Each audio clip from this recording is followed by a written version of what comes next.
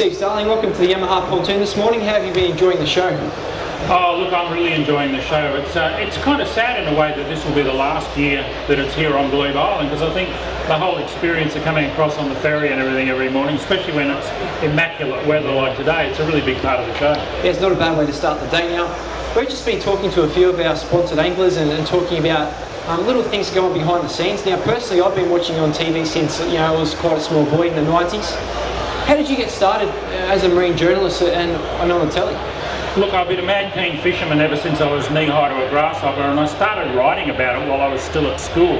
I had my first article published when I was still in high school, and it was what I dreamt of doing, but I didn't really think I could get a job in it, so I trained to be a school teacher, went off out to Western New South Wales, and after 1 year of teaching, a dream job dropped in my lap as deputy editor of Fishing World magazine. Jumped at it, ended up as editor of Fishing World, working with the late Ron Calcutt, who was my mentor in so many ways, and just went on from there. I went freelance after about 4 or 5 years, and having looked back, I did 10 years of TV with Rex Hunt through the 90s, which was just a huge boost. It took me from being reasonably well known in a small part of the fishing world to being quite well known, right across the board. And I've been fortunate enough to be able to turn what is my passion into my life. Now, you've been using Yamaha engines for a very long time. Tell us a few of the changes that you've seen over your time using Yamahas. Yeah, look, I started using Yamaha about 20-25 years ago. I think I had a little 15 to start with. Then I got my first decent boat, which was a Webster Twin Fisher, and I had a 40 on that for quite a long time. Then I had the prototype of the very first F60 to come into Australia. It was real secret squirrel stuff. I had the first one and had to keep it very quiet, and got to use it and download all the data that had been recorded by the motor. Then I went on later to have 115s on both a Scout and a big full bore, and then back to an F70, which is the current motor that I've been running for 5 or 6 years now. I think I had another 40 in between there as well. So it's all been Yamahas for me, and I've just come to rely on them so much.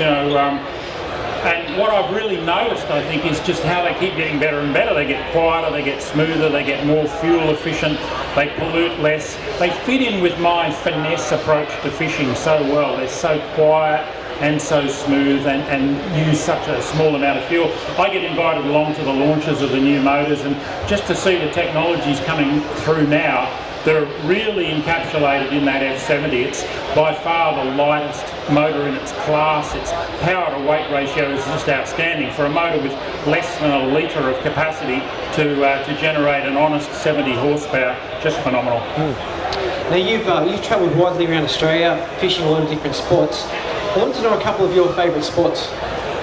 My favourite spots change all the time. It's whatever I'm dreaming about next. I spent a lot of time up on the western side of Cape York Peninsula, fishing between the very tip of Australia and down around Weipa. I've done a lot of trips up there. I rate that area very highly indeed. I lived in Darwin for 3 years, so I love the top end, but to be honest with you, my heart is on the far south coast of New South Wales. I grew up in southern New South Wales, and I've gravitated back there. Every time I've gone away somewhere else, I've always ended up coming back. I live in Churros Head at the moment, a little seaside village between Bateman's Bay and Narooma, surrounded by estuaries on both sides, got great offshore fishing. If we could just work out a way to make May, June and July a little bit warmer, it would be the perfect place, but there don't be too many people living there. Now, talking about travelling around and fishing different locations, I remember seeing a video you put together about fishing an estuary that you hadn't had a lot of experience in. I think it might have been around Bribie Island in Queensland. And I was very interested in the way you went about finding the spots you were going to fish and trying to work out the keys to that estuary. Reading the water, I think, is one of those skills that separates the 10% of anglers who catch 90% of the fish from the 90% of anglers who really struggle to catch a fish. And it's all about observation, just keeping your eyes open and really taking notice of what's going on around you. If a bait fish is flicking there, why is it flicking? Is it being chased by something? If the birds are dipping down towards the water here, what's happening underneath and what's pushing the bait fish up? One of the ways I like to explain to people how to read an estuary is to work the tides. It's all tidally related, whether you've got 1 metre of movement or 3 or 4 metres of movement in that tide. And I like to divide fish into two groups. There are the foragers, they're the brim and the whiting, the small flathead, the flounder, all those smaller fish that eat shrimps and prawns and mussels and worms, and they use the rising tide like an escalator to get up onto the sand flat. So they're on the front of that rising tide and up they go, and that's when I hunt for those kind of fish, using those natural baits or lures or flies that imitate them. Then the tide turns and the whole thing switches around and it favours the predators on the run-out tide. That's the big flathead, the tailor, the dewies, up north, the barramundi and the mangrove jacks and the trevally.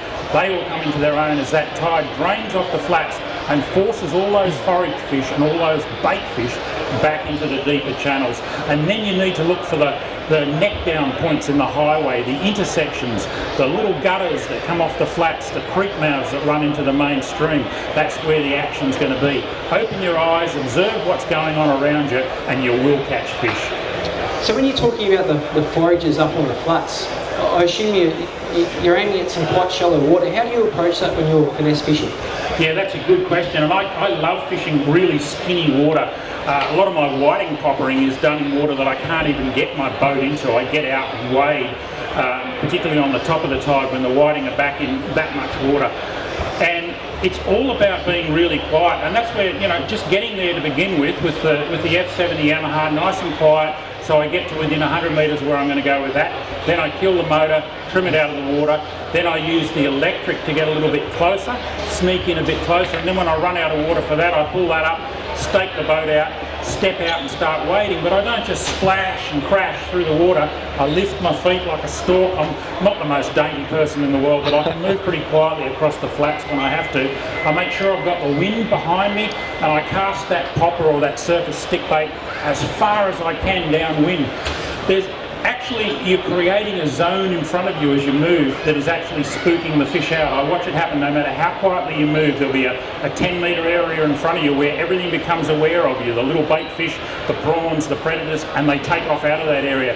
So you need to be getting your offering way beyond that so the fish get a good chance to see it, home in on it, follow it before it gets into that fish exclusion zone that you're creating as you're wading. So all about finesse, again using your brain. Don't cast into the wind, turn around, get the wind behind you. Don't let your shadow fall across the fish. Don't splash, don't bang. You know, I see people rattling anchor chains over the side of boats and they wonder why they sit there for 2 hours after that and don't catch a fish. It's not rocket science, but there is a difference between those who know what they're doing and those who just go out there and soak a prawn and hope for the best. Okay, and so going over after those predators, you know, you were mentioning some of the species, some of the real, I suppose, exciting species that people target. How do you go about targeting those? Well, again, you've got to think about what it is you're trying to imitate. Lure fishing, which is what I mostly do, is like putting on a puppet show. And the fisherman is the puppeteer and the lure is the puppet. And you need to think what that puppet's doing down there. And if you're going to convince a fish to eat the lure, you've got to tell a very convincing lie. So you're trying to imitate those fish that are coming off the flats, and a lot of the little bait fish and the smaller forage fish will hang up there on the flats until the absolute last instant. They know they're safer up there than they are in the deeper water, but eventually it reaches a critical point where they've got to get off the flats or they're going to get stuck up there and die.